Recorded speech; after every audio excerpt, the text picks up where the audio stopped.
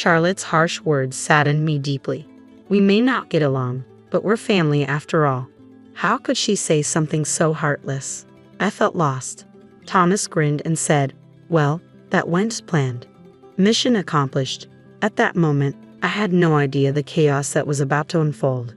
My name is Violet. I met my husband Thomas at work. I work in the office of a shipping company while Thomas is a truck driver. My first impression was that he's a robust guy, both physically and in personality.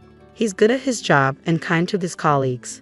However, he wasn't so adept at the romantic game. Whether it was making a move or proposing, he was like a pitcher who only threw fastballs, no change-ups. But I prefer a straightforward man over a guy who thinks he's a playboy. As our relationship progressed and tensions eased, I found him quite interesting. Above all, he gave me a sense of security that I could rely on him. We got married and were blessed with 2 children. Our son and daughter have moved out and live on their own now. Thomas and I live in a large house. Mom passed away 5 years ago due to illness. Thomas and I still work together at the same shipping company. Thomas has been promoted to a supervisor and now handles dispatching. We had a happy marriage, but one worry was my brother, Jason. That is soft on Jason. Jason has been dreaming of becoming a rock singer since he was a teenager. He's still chasing his dream, pompadour and all, no matter his age. I won't discourage anyone from following their dreams. However, when he runs out of money, he comes to borrow from Dad. Dad, being soft, lends him the money. Dad lending money is fine. But has he ever paid you back, Violet? When you lend money, you should do it with the intention of giving.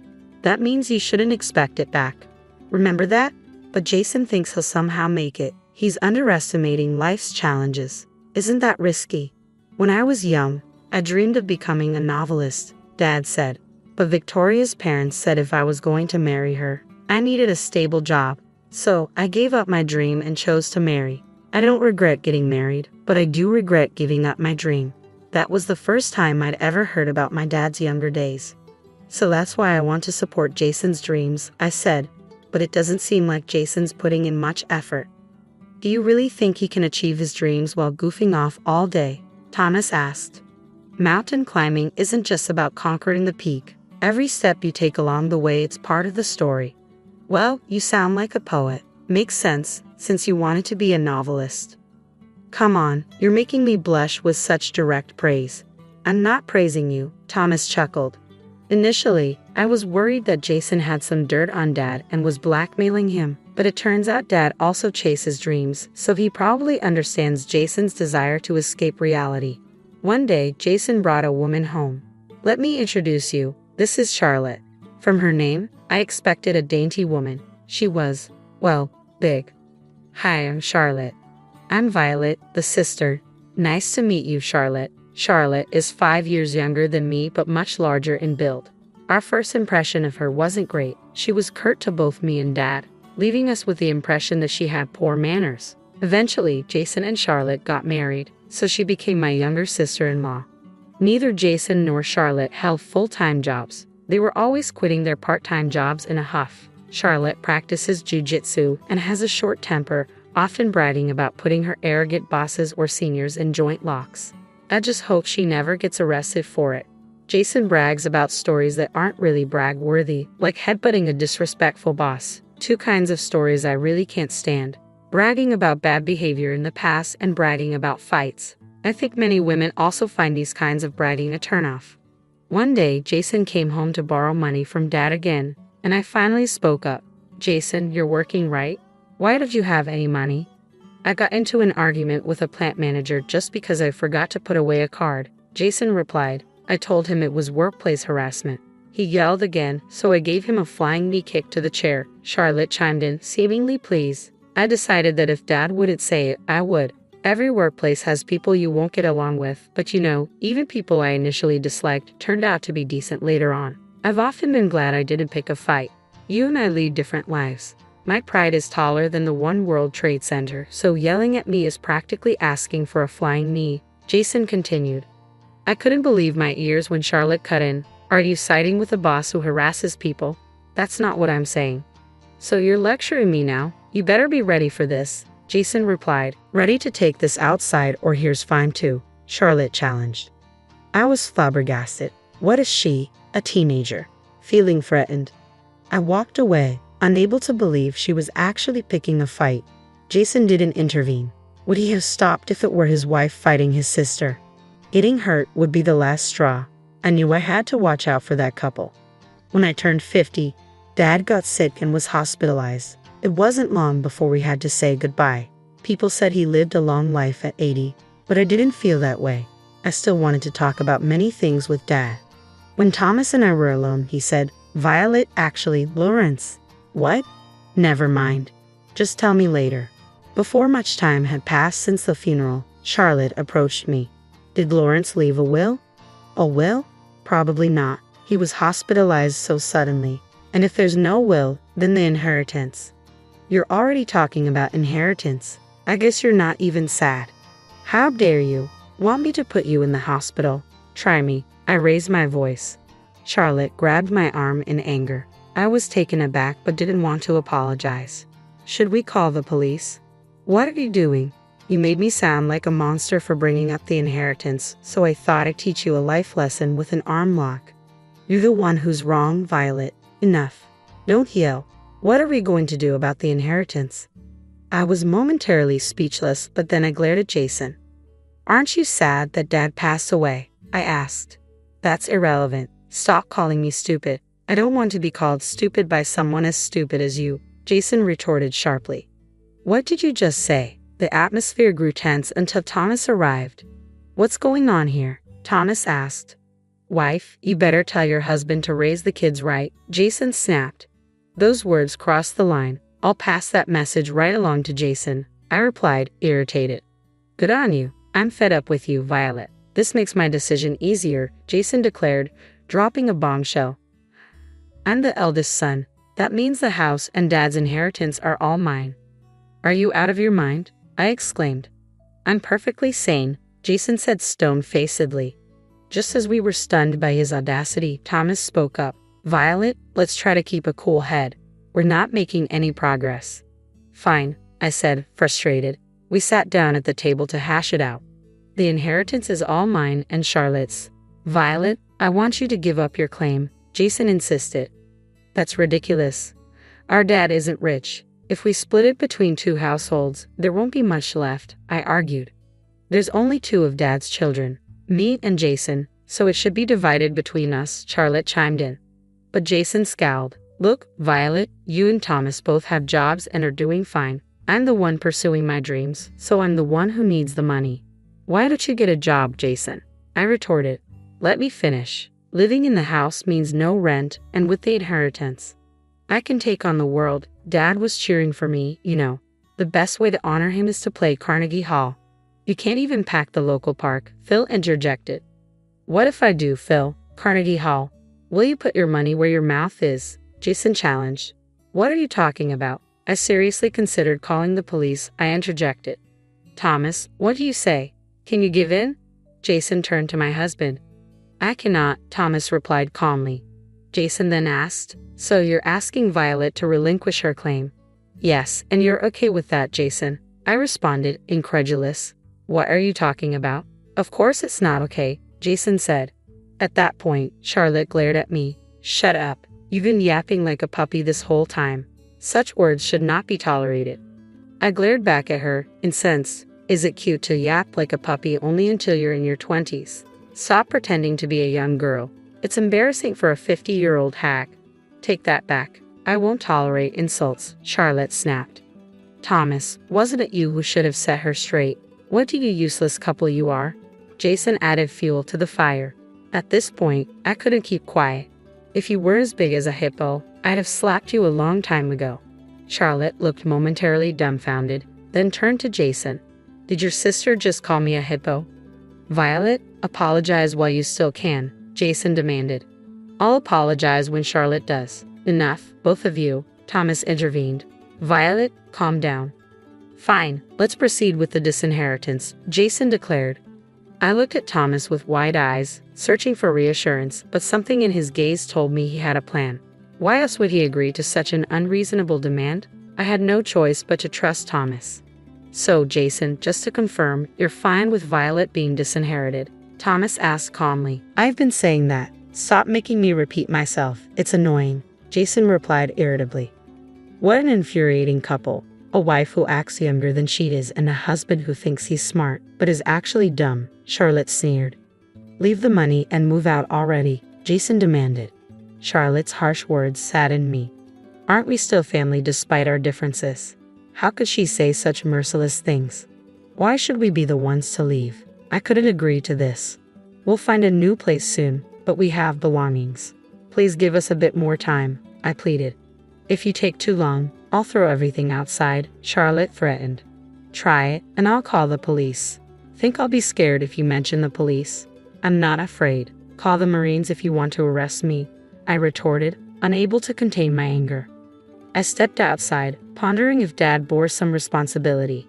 Thomas smiled knowingly at my confusion. It worked. Our plan was a success, he said, reflecting on these moments that made him thankful for our savings. With savings, you don't need to borrow money. Even with zero debt, there are substantial monthly expenses: rent, utilities, food, taxes. Taking on more debt would naturally make things tougher, Thomas explained. I've always made it a point to avoid loans, pay in full for what I buy, and save a bit each month. Years of this effort mean we won't be in a bind when emergencies happen.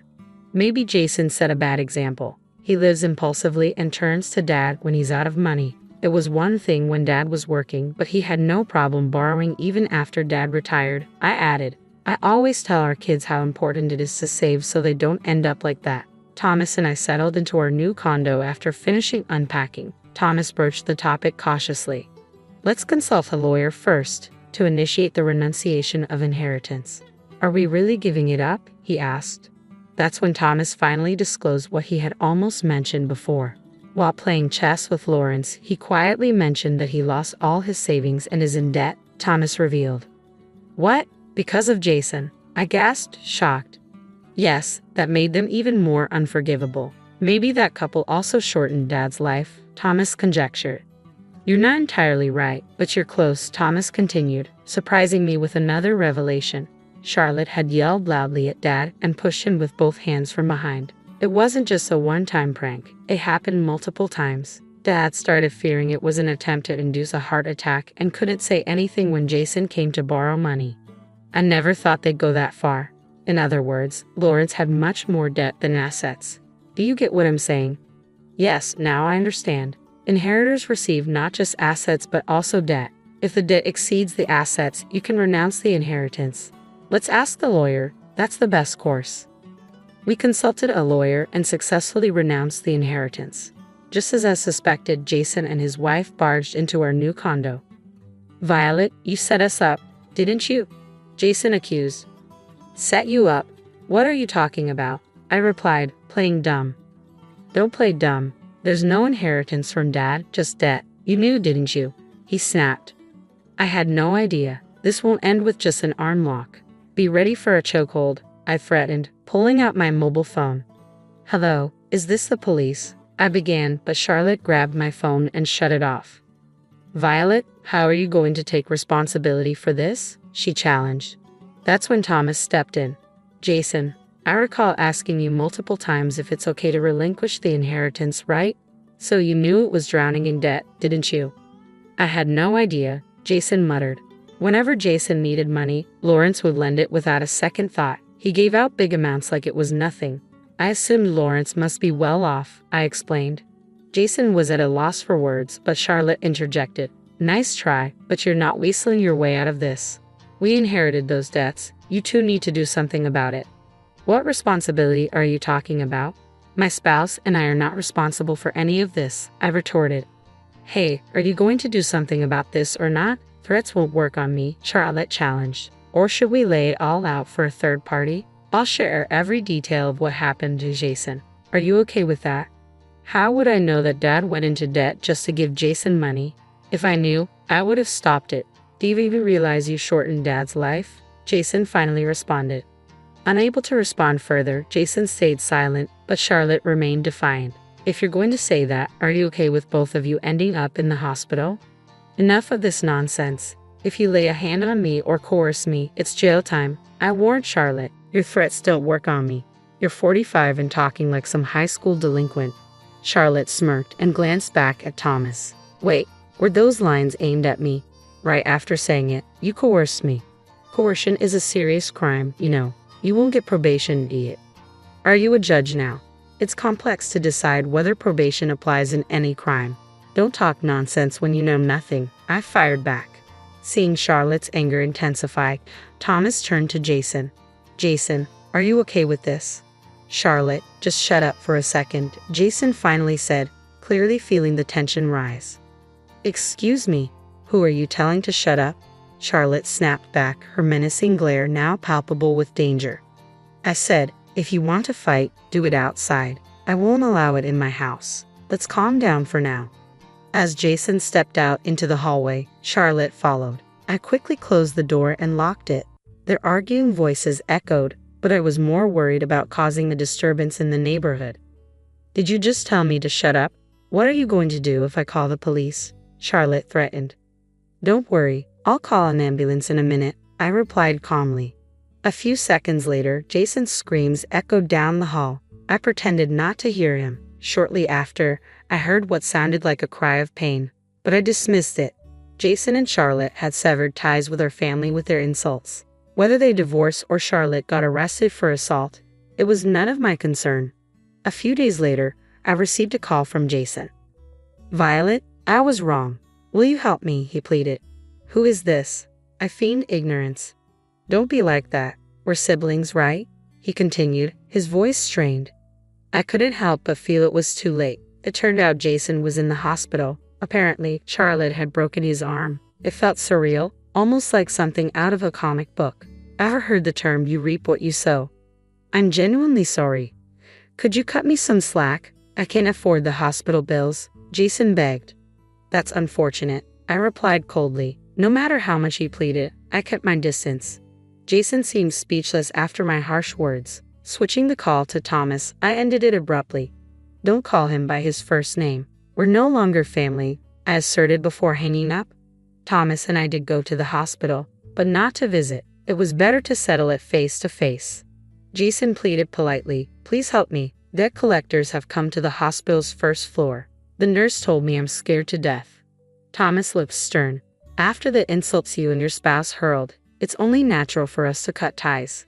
That's not what I meant. If we're not cutting ties, then why renounce the inheritance? Jason looked down, his voice softening. I apologize for what I've done, but I need your help. I have no one else to turn to. What about Charlotte? Jason pleaded. We're divorced. A family falling apart, I replied somberly. Then she's at the police station for assault. It felt unreal. You repeatedly called my wife an idiot. If I had called Charlotte that, you'd never forgive me, Jason said, troubled.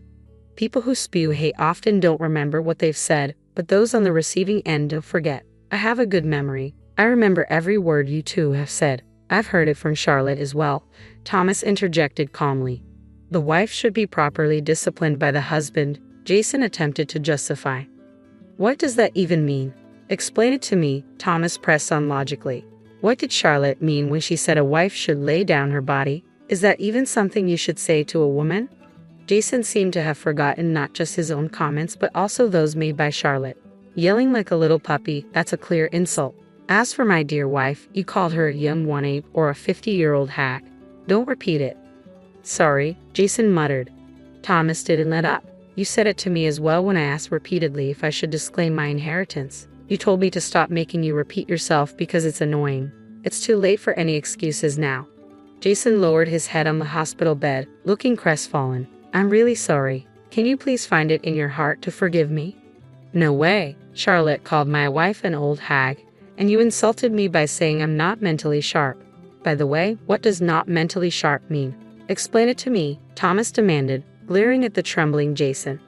Jason's eyes widened with a terrified look. If I weren't in a hospital, I'd be yelling right now. Let's just cut ties off completely, Thomas declared firmly. You're the one who said to leave the money and move out quickly, I added, supporting Thomas's decision. Thomas looked down at the dejected Jason, then turned to me. Shall we go?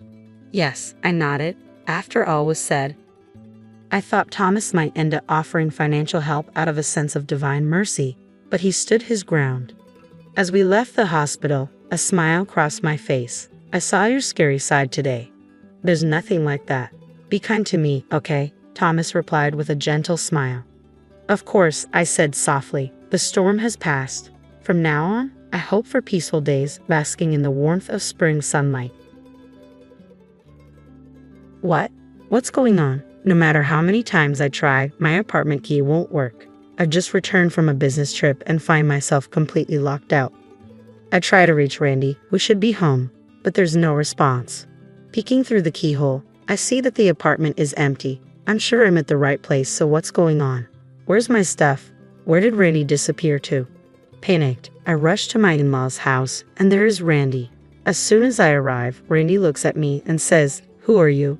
Speechless, I watch as Randy smirks triumphantly. I could never have imagined the ending that awaited me. My name is Sharon, and I am 32 years old. I am a working housewife living with Randy. We've been married for 3 years. Randy was originally a colleague at work, and we were fierce competitors. He was a good rival, but also my biggest supporter. It didn't take long for us to start dating, and we got engaged after a year. But there was one thing that worried me about getting married. It was something Randy said as we were about to register our marriage. "Sharon, I'm thinking of quitting my job after we get married." "What? Quitting your job? Why would you do that?" I asked, stunned. "Actually, I've been thinking about this for a while. I want to use my experience to start my own company." "Your own company?" "Yeah, I want to start a business and do something bigger. So please let me give it my best shot." He bowed his head, and I could see the sincerity in his eyes. I didn't know how to respond. I wanted to support Randy as his biggest advocate, but quitting his job to start a business was a huge risk. We were married now, and I hoped to have kids someday. Was it really necessary to sacrifice our stable life for this dream? I couldn't voice my concerns to Randy. In the end, he quit his job as soon as we got married and used all our savings to start a staffing agency. People often said, "Wow, Randy is amazing. Aren't you proud your husband is a CEO?" But I didn't feel that way at all. My female colleagues, especially my good friend Marilyn, seemed to understand my unease. Starting a business right after getting married is too risky, Marilyn often said, echoing my thoughts. I agree with you, Marilyn. I wanted to say no, but I couldn't. Be careful, Sharon. Randy tends to push things through based on his mood. I know, I've seen him make mistakes at work because of that. You'll have to keep an eye on him, Sharon. I will. I'll listen to him regularly and do what I can. But the truth is, I've only ever done my current job, so the world of entrepreneurship is completely unknown to me. Why did Randy suddenly want to start a business, and why a staffing agency? I asked, but Randy never gave me a clear answer. Though Randy had started his own company, it seemed he hadn't thought things through. He hired several employees right off the bat, but with little work coming in, the labor costs were skyrocketing. In today's world, there are countless staffing agencies online, so offering face-to-face staffing services was, to put it bluntly, reckless. Randy used to be competent at his job, but ever since he quit, his ideas seemed to be running dry. Sure enough, the company ran out of funds in no time, and employees started quitting. Finally, unable to pay salaries, Randy approached me. Sharon, can you lend me $20,000? What, $20,000? Do you even realize how much money that is? I do, but what choice do I have? I have to pay the employees. That may be true, but that's not my problem. You are my wife, and you are saying it's not your problem. You married me, committing to a lifetime together, right? Right, so you should help me out when I'm in trouble. Randy spoke as if he had done nothing wrong. I couldn't find the words to respond to his cold, disdainful gaze. For the next few days, Randy kept demanding the $20,000, adding insults like, "This happened because you didn't support me as a wife. It's all your fault. You need to cover the financial shortfall." I was berated daily and even faced some physical aggression. As days went by, I started to believe that maybe it was my fault. A year into our marriage, Randy's company teetered on the edge of bankruptcy. By then, my savings had significantly dwindled, mostly drained by efforts to keep Randy's company afloat. Despite the dire situation, Randy refused to consider shutting down the business. Instead, he sought help from his parents, my father-in-law, an average office worker, and my mother-in-law, a homemaker, had little to spare, but they couldn't turn away their desperate son.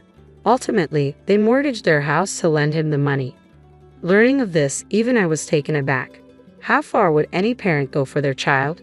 If Randy's company failed, They'd lose their home. Unfortunately, my fears materialized when Randy's company collapsed within just 6 months, leaving us drowning in debt. Following the fallout, Randy seemed to lose all drive to work.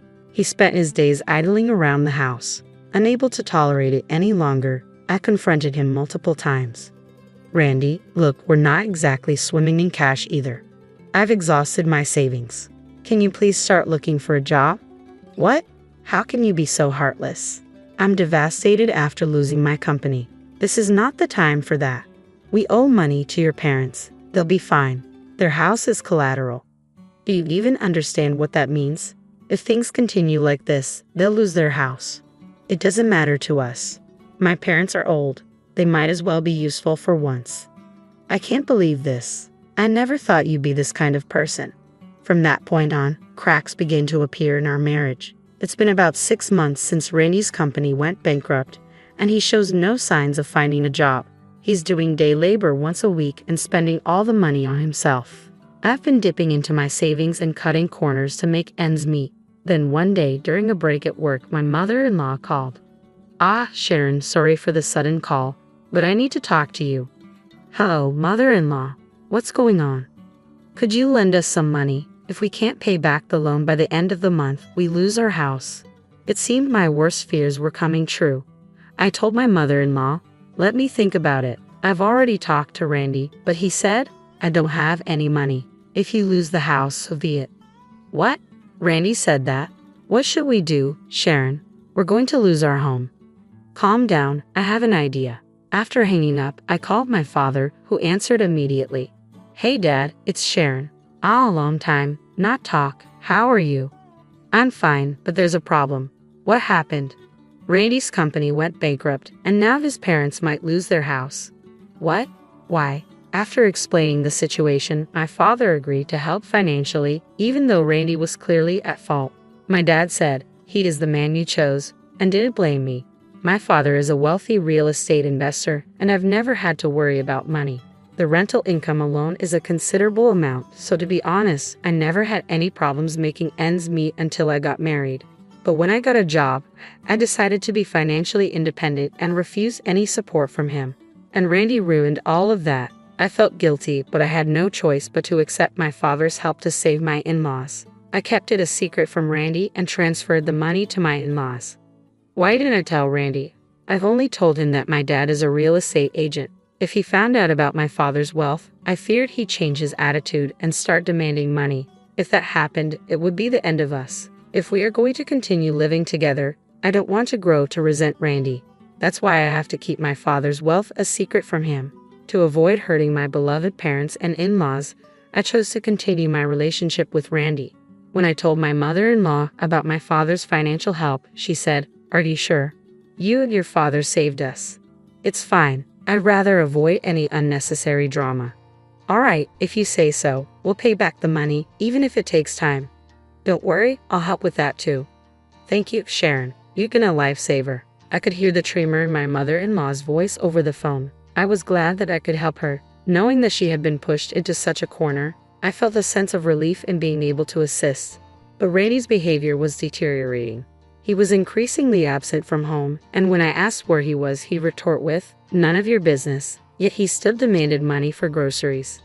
Then, I had to embark on a business trip for 3 days. I was worried but also relieved. 3 days without seeing Randy's face. I had married him out of love, but now his presence was a burden.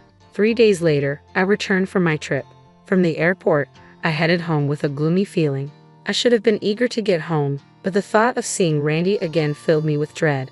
When I tried to unlock the door, something felt off. What's going on? No matter how many times I tried, the key wouldn't work. Randy wasn't responding to my calls. It seemed like I was locked out. What should I do if Randy is not home? I can't get in. And it wasn't just that. Peering through the peephole, I saw that the apartment was empty. The house shouldn't be wrong, but why? Where's my stuff? Where did Randy go? Panicked, I forgot to call the management company and called my parents instead, but they didn't answer. So, I decided to go to my in-laws' house where I could also give them the souvenir I'd bought. When I arrived, Randy was there. "Randy, what are you doing here?" My mother-in-law spoke first. He showed up out of the blue, asking to stay for a few days. "What, Randy? What's going on?" I couldn't get into our apartment. Randy chuckled and looked down at me. Who are you? I was at a loss for words, but Randy wore a smug grin on his face. Still, I mustered the courage to speak. What are you talking about, Randy?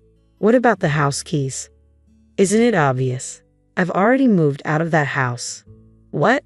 Oh, and by the way, we're already divorced, so we are nothing to each other now. I've got a new girlfriend, so you should just go. A new girlfriend? Caught off guard, my mind went blank as Randy shoved his phone screen in my face. There he was hugging the young woman, both of them smiling happily. In that moment, everything felt meaningless, and I lost the will to think. Fine, whatever. This marriage was over a long time ago. I slumped to the floor, and Randy looked down at me, grinning. Then, with a loud smack, Randy fell to the ground. His mother-in-law had slapped him. What? Mother, what are you doing? What have you done, young man? What do you mean, what have I done? I just left a useless wife, and I'm planning to marry my new girlfriend. His mother-in-law started to tremble, her face turning red. Randy, do you really not know that you have this life because of Sharon? When your business was failing and this house was about to be foreclosed, Sharon asked her father for a loan. My father-in-law did what Randy was visibly shocked, probably never expecting this. His mother-in-law didn't hold back. And yet you, how much trouble do you need to cause others to be satisfied, Randy? Even your mistress grew tired of you and disappeared. Serves you right, this is the fate of a man who lived only for himself. After the divorce, I moved back in with my parents. They're worried about me, fresh out of a failed marriage, but truth be told, I have no regrets. I have a job and a loving family who stand by my side. That alone makes me feel truly blessed. From now on, I want to live my life to the fullest for the people who truly care about me. The moment I had been dreading finally arrived. My husband, who has tormented me endlessly, and his ever-judgmental mother have moved in. I can't even count the number of tears I've shed and the times I've been hurt. Despite it all, I've held on, trying my best to fulfill my role as a wife and homemaker. But my husband never seemed to care about my struggles. He even decided to move his mother into our home without consulting me. Is your mom all moved in? I asked. Of course she is, he replied. Well, here's the thing. She's settled in, and in fact, I just finished moving back to my parents' home. Wait, what? Your parents' place? His voice over the phone was tinged with panic. I could tell he hadn't seen this coming. But don't think it ends here. I owe you for all the pain you've caused me. My name is Eleanor, a 44-year-old homemaker. I met Raymond at a party when I was 20, and we instantly clicked. Just 3 months later, he confessed his feelings, and we started dating. A year later, as I turned 21, he asked, "Will you marry me?" A year after our marriage, I became pregnant, and our first son was born. I thought I would have the fairy tale life I had dreamed of during my school days, but life wasn't that simple. Hey, is dinner ready yet? Did you make the bed? That's what Raymond always says when he comes home from work. I sometimes wonder if he thinks of me just as a maid.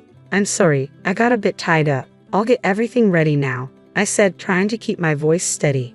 Seriously, don't you think about how tired I am after work? I deal with so much stress to provide for our family. And remember, I'm a manager. Raymond would always start ranting about his job whenever things didn't go his way, making snide remarks. He wasn't like this when we first got married. People often ask if I'm okay with how he behaves. Of course, I'm not. It's unbearable. But honestly, I do appreciate that he brings in the money. Thanks to Raymond's good salary, we've never had financial troubles. But imagine if I challenged him and he retorted, "You're defying me." Fine, I'll stop contributing to the house then. I wouldn't know what to do. So even if he says a bit much sometimes, I try to tolerate it, though I wish I could say it was always easy. But with the way Raymond's been acting lately, even that tolerance is strained. Like the other day, he ranted, "Why aren't the clothes dry? You didn't even use the dryer, did you? I told you before I like my clothes feeling cozy. They need to be fluffy from the dryer. I had a lot on my plate with shopping and chores, so I didn't get to the dryer. That's not the point. I work hard every day, but what about you? Aren't you a homemaker? Shouldn't you have time for at least this?" Raymond never does household chores. He believes that's the wife's job. Just because I'm a homemaker doesn't mean I always have free time. I wish he'd help out a little. It was the same story when our child was born. Always some excuse about being busy or tired from work. So I've done all the household and childcare duties by myself. But there's another source of stress. My mother-in-law. Eleanor, did you clean this properly? And what are you planning for dinner tonight? Surely not some takeaway. Whenever my mother-in-law visits, she's always like this. She constantly looks for my mistakes and never hesitates to criticize.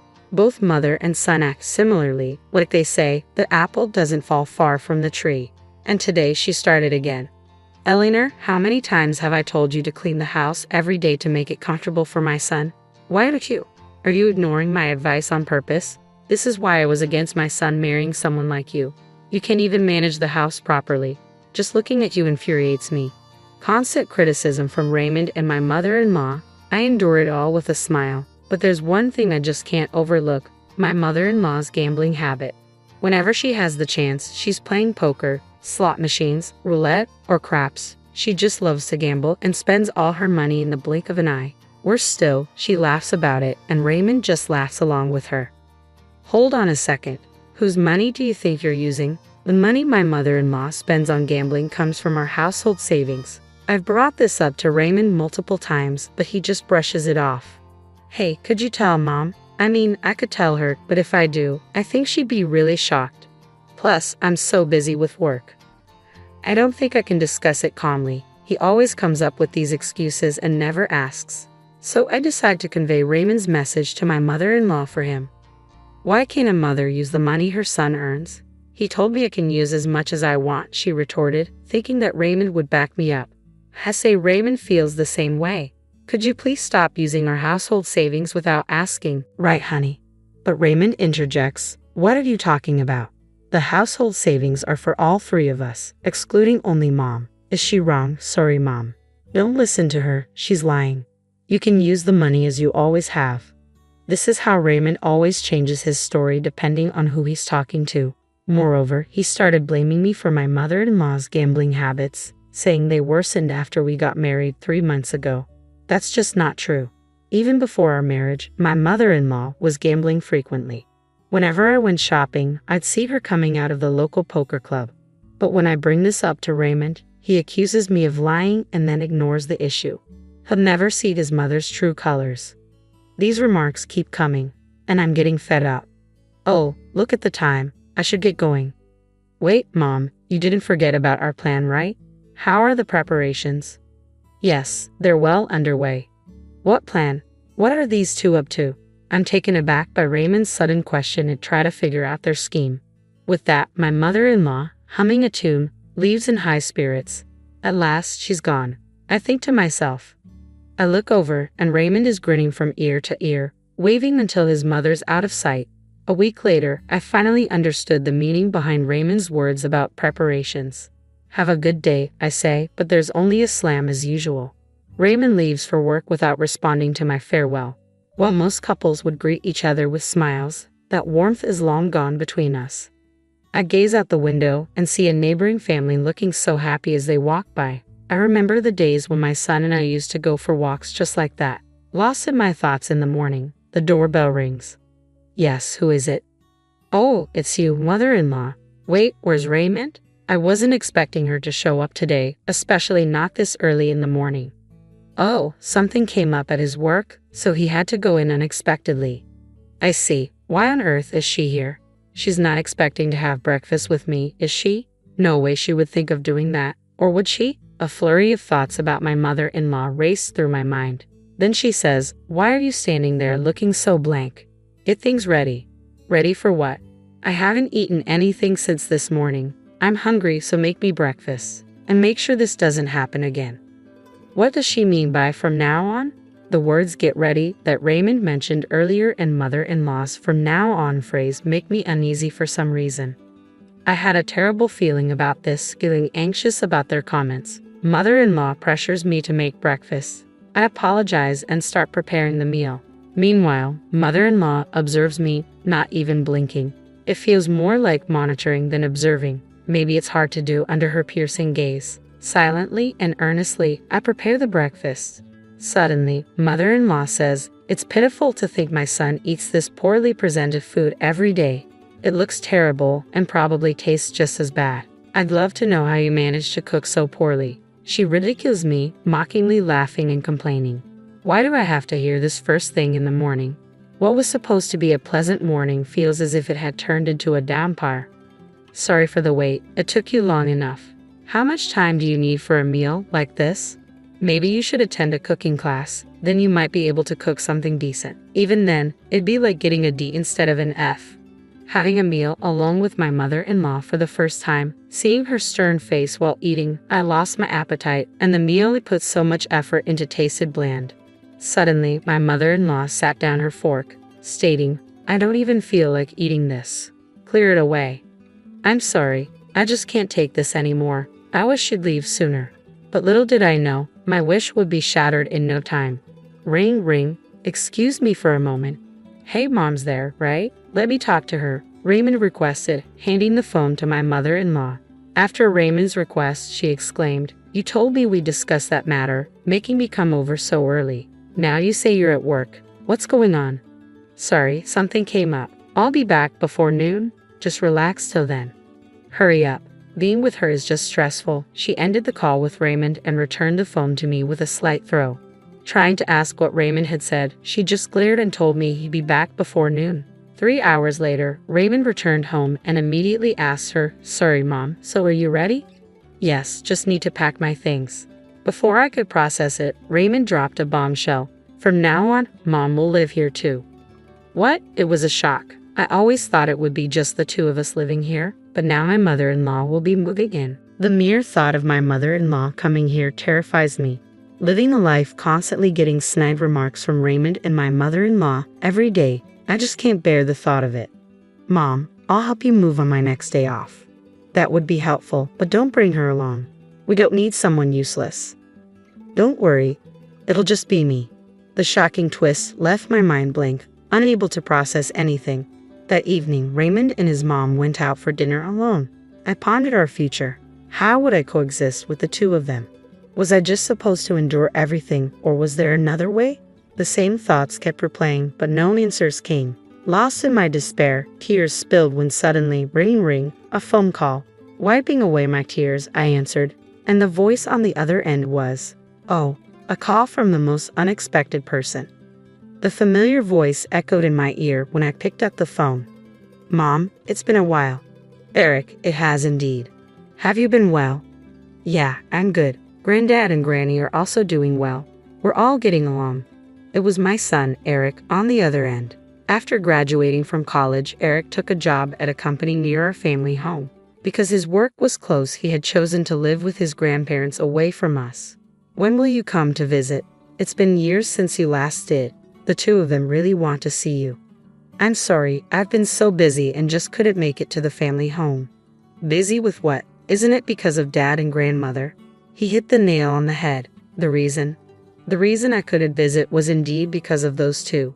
Raymond didn't like the idea of me visiting my parents. As a homemaker, Raymond only sees me as a mere housekeeper. He has this ridiculous notion that I should always be taking care of the home, and his mother shared the same view. She too only saw me as a convenient housekeeper, always expecting me to tend to the house. So I felt trapped, unable to leave and just living within the confines of our home. It felt like I was a bird caged up. Eric knew this. He once visited this house and remembered the words Raymond and mother-in-law had hurled at me. "Aren't you a homemaker? Then you need to do your household duties properly. A housekeeper who can't even do chores is useless anywhere. Be grateful you're even needed here by us." It was then that Eric first realized the treatment I was getting from the two of them. "I thought as much. I'm sorry for making you worry." "Listen, Mom, I have an idea." Then Eric suggested something unexpected. It was something I hadn't ever considered. "Really? Are you serious?" "Of course. It's to help you, Mom." While it might seem obvious, Eric's words became the lifeline I needed for my hellish life. From the next day, while Raymond was at work, I started implementing what Eric had told me to do, being cautious not to let Raymond notice and always vigilant for the often unexpectedly appearing mother-in-law. There were a few close calls. "Hey, have you been up to something lately?" "Why do you ask?" "Mom mentioned it. She said you've been acting differently. You're not cheating on me, are you?" Last time, Raymond's ridiculous misunderstanding saved me, but I can't underestimate my mother-in-law. She's sharp.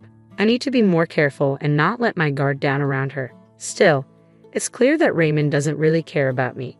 Well, that's fine. It actually makes things easier for me. In fact, it's a relief. I can't wait to see how they'll react to what comes next. Ring ring. Mom, how far along are you with the preparations? I've got everything ready and I've made a lot of progress. Now we just wait for the day. Speaking of which, do you know when grandmother is moving in? She's moving in the day after tomorrow. I overheard them talking about it when they were in a good mood. I have to make sure they pay for everything they've done to me. The climax is approaching. The morning my mother-in-law is set to arrive. Don't slack off just because I'm not around. Also, help Mom with the luggage when she gets here and keep the house clean. Mom said she won't forgive even a speck of dust. I understand. After seeing Raymond off, I start the final preparations. Then the doorbell rings. Good morning, Mom. Eric, I'm sorry, but can you help me? Of course, let's get this done quickly before grandmother arrives. With Eric's help, we finalize everything, and 30 minutes later, we're ready. All right, let's go. I hop into Eric's car, and we head to a certain place. Ring ring. Hello, the moment has arrived. Raymond and mother-in-law have tormented me endlessly. I don't even know how many tears I've shed or how much pain I've endured. Yet I've persisted, trying my best as a homemaker. But Raymond never seemed to care about my struggles, and he decided to move in with his mother without discussing it with me. Is Mom all settled in? Of course she is. But guess what? Yes, she's all settled. And I've just finished moving back to my parents' home. What? Back to your parents? Raymond's panic was evident even over the phone. But that's not the end of it. He's got a lot coming his way. I delivered the final blow to Raymond today, the day we get divorced. The divorce papers already filled out with your name are on the table when you get home. All you need to do is sign and take them to the courthouse, just to make sure there's no delay. I've arranged for a lawyer to accompany you. The lawyer will also discuss the division of our assets. Raymond, taken aback, blurted out, "Wait, what are you talking about? Divorce? Are you kidding me? No matter what you say, it won't change my mind. Oh, by the way, we don't have a single cent in our savings." What? That can't be true. I've been contributing every month. Yes, but your dear mother gambled all that money away. We have nothing left. What I suggest is that you and your mother figure things out. Good luck. Right after ending the call with Raymond, his mother showed up at the house, arms laden with bags, enthusiastically ringing the doorbell. I didn't answer. Infuriated, she yelled, "Hey, open up. How long are you going to keep me waiting out here? Open the damn door, you wretched woman." Screaming and swearing at the front door attracted the attention of a passerby. They suspected her of causing trouble and called the police. In just a few minutes, officers arrived and took her away. About 30 minutes later, a distraught Raymond, unable to focus on his work after hearing the news, rushed home, but I was nowhere to be seen. The only thing waiting for him was the divorce papers on the table. The sight left him completely speechless, and he just sat down, devastated. 2 hours later, the lawyer arrived and accompanied a despondent Raymond to the courthouse to submit the divorce papers. At last, our divorce was finalized. The next day, after being released from police custody, Raymond's mother came home only to find her son deeply affected by the shock of the divorce. Although Raymond had planned to live with her, the trauma of the divorce made him take a leave from work, and a month later, he resigned. With no income, he had to sell the new house they had just built. They managed to get by with the money from the sale, but his gambling-addicted mother depleted it all. Rumor has it they now live like homeless people in a nearby park. After the divorce, I began to live peacefully at my parents' house. The money from the sale of the house came to me as well. With that money, I commented, "This place is lovely." Yeah, it's a popular resort hotel these days. I was on vacation with my family, finally free from the nightmare. I could live my life on my own terms. That joy is unparalleled.